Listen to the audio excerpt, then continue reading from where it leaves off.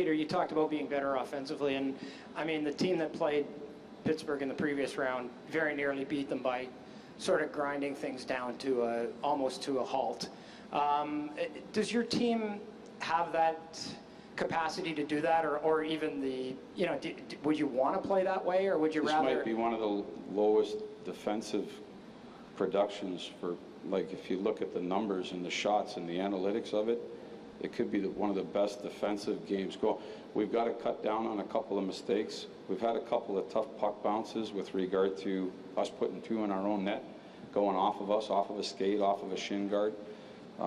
They made a couple of really nice shots in game one and game two. There's things that we can do better that I talked about already. So I think the combination of that can help cut down on the goals against, but numerically, it's pretty tight. Back middle. Peter, I was curious if you have decided who the starting goalie will be for game 3 and if you'd be willing to share. Yeah. You guys ran away with this one yesterday.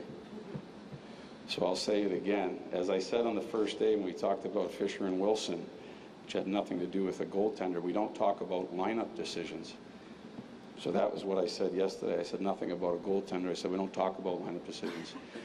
So to be polite and answer your question again, we don't talk about lineup decisions.